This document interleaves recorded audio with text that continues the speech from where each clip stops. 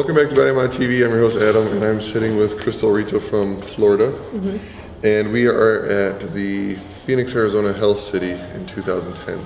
I've been wanting to talk with her since the Detroit Tattoo Convention when you did that tattoo of the day of the Hello Kitty. On the guy's ass. Yes, on the guy's ass nonetheless. And we're going to cut that clip in so we can see that tattoo because it was amazing. So I've been following you ever since on your Twitter and Facebook and everything else. I've been stalking you. That's why I'm here. So I'm glad I'm able to sit down with you and talk to you about your work because you definitely have a very definite style that is amazing. I mean, if I was into the big bright color candy cupcake stuff, I would have it all over me. Unfortunately, I'm the opposite side. But what got you into that style? How'd you move from tattooing from when you first started to developing this awesome style that you had? It's always kind of been like that since the beginning. I tattoo what I would want to get tattooed. And unfortunately, I got into the tattoo industry at the age of 16, and when I was 18, I was like, free tattoos because I work in a tattoo shop? Oh my God, tattoo me! And I covered myself in a bunch of crap, and I'm just like, man, I would love to have such bubbly and girly stuff. And then I'm like, oh my God, I'm not the only one that is a girl. Other girls would probably want this too. Yes. So I just, I'm a total makeup whore. I shop way too much. I love Hello Kitty and pink and girly things and bows.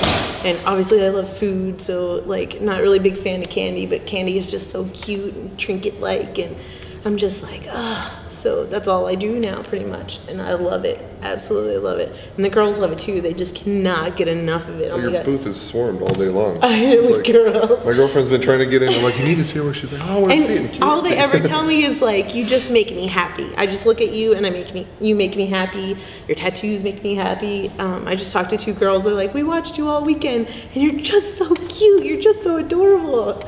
I'm like, I'm just girly. Yes, I think that's a very good way to describe that.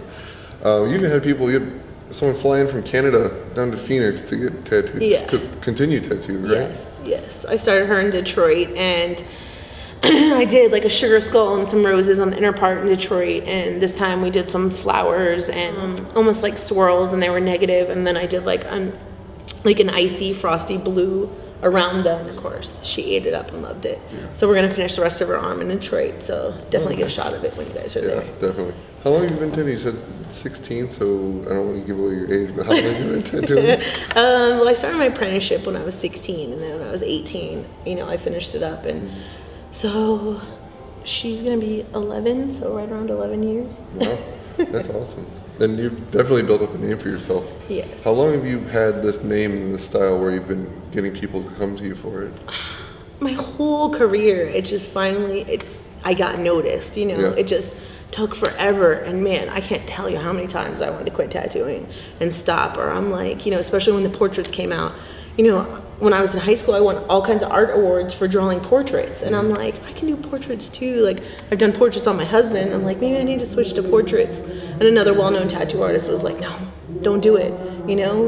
It'll phase out too, like everything else. Just stick to you, and it'll take just like one more year, and then it'll blow up, and then you're not going to be able to stop it. Half your tattoo portfolio now are magazine covers. And yes. So it seems like you've blown up a little bit. Yeah, I've just this month I've been in 3 different publications, and over the past year I've been in at least 1 magazine each month. That's which awesome. Is awesome. Yeah, because. So what do you have planned? What do you have coming up next? We have Baltimore in we're home for a week. My husband opens up for Cottonmouth Kings. And then the very next morning, we fly out for Baltimore, be there for a couple days, and then we go home for a month, and then I'll be at Off the Map for 10 days. And then we'll be home the rest of the year. Cool. And then January is Austin, February is Detroit, and I think March is either Baltimore or Philly. Yeah, so we start the cycle back up again. And I'm going to get on that piece too, because I was talking to you last night about work ethic, which I think is awesome the way you guys do. I can see eye to eye with how you guys do that. But you said you're opening up for Cottonmouth Kings. So Joe is a tattoo artist, but also he's not opening as a tattoo artist for the Cottonmouth Kings. So tell us a little bit about what it is that you also do. I write music. I'm a poet at heart, and my artistry is through words. I just really want to take the real people and gather them all up, man, and just fight the world, you know. And that's what's your group's name? My band's name is Black Flag Project. You know, the name originated, obviously, I'm a big fan of Henry Rollins, a big fan of like all his work, his writings and things like that. And you know, for me, it also is, you know, Black Flag Revolt, man. You know what I'm saying? I'm a Marine. Black Flag for Marines is, you know, something significant to the Marine Corps as well. So, and if people want to find out, like, if you have like stuff online where people can go and check out your music or find out where you're playing and stuff. Yeah. We have a Reverb Nation. You know, you can go just to the .com, blackflagproject.com, and that will bring you to the Reverb Nation page. And you know, there's merchandise available on there, and some, you know, some things to download, some free downloads, exclusive things like that, email lists. Got a CD dropping here real soon in the next couple of weeks. So, you know, it's the first actual studio cut that's, you know, been, you know, backed by a financial backer and put out there. Yeah, I'm real excited, man. Yeah, you that's know, a lot of work. Yeah, they put us with a real good producer. Hard work is interesting because I don't know anybody that hustles like the way you do, like work ethic wise. Like, oh, hey, we could go party and get hammered and, you know, be completely hungover and cancel our appointments, or we can show up and tattoo and make sure all of our clients are happy. And you guys take that, you hold that pretty high. Oh, I used to do the cancel appointment hungover thing. Like, it was really bad. Like, my average bar tab, I used to travel with another guy, and our average bar tab at the end of the night was $300 to $400. And I'm like, what am I doing? Oh my God, what am I doing?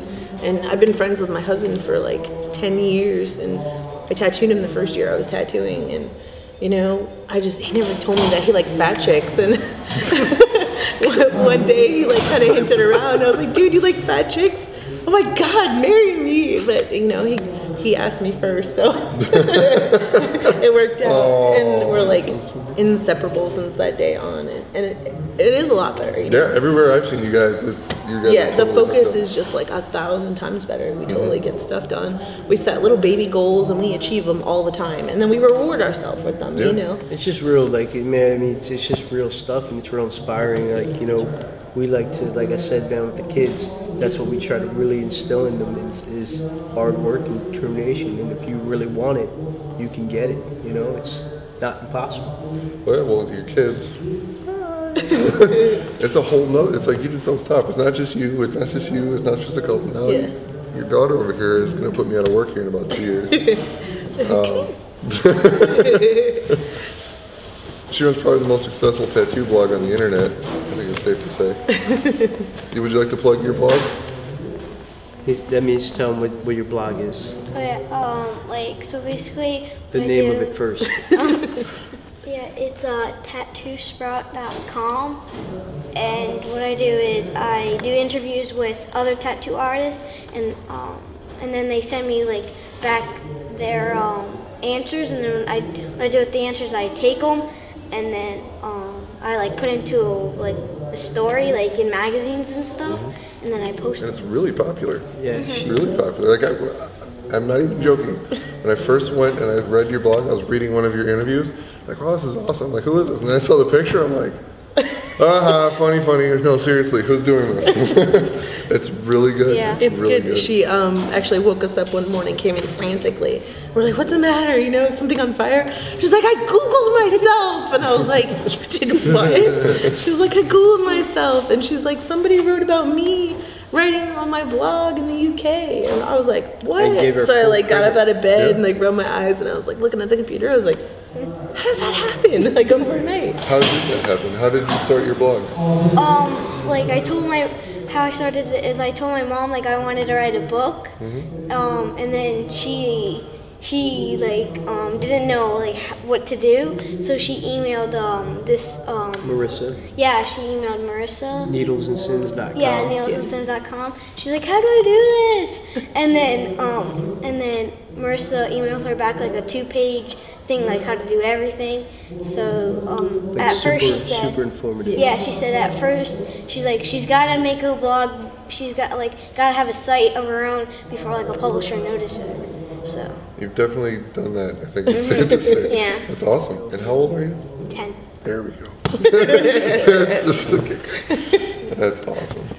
So it's great, man, and like we were talking about, you know, last night, man. She's like a sponge, man. She just absorbs well, and You know, And you guys are obviously promoting it, like you're encouraging her, which Oh, is, I yeah, think, definitely. probably the best thing you could be everything, doing. man. I mean, you gotta encourage the kids, bro. Otherwise, they just, you know, what are they gonna do? They're just sit in front of the video games all day, Yeah. and you know, like we tell them, you know, you can rot your, you know, you can rot your brain. The temptation's always there to turn on the TV or play your DS. And do you find it fun?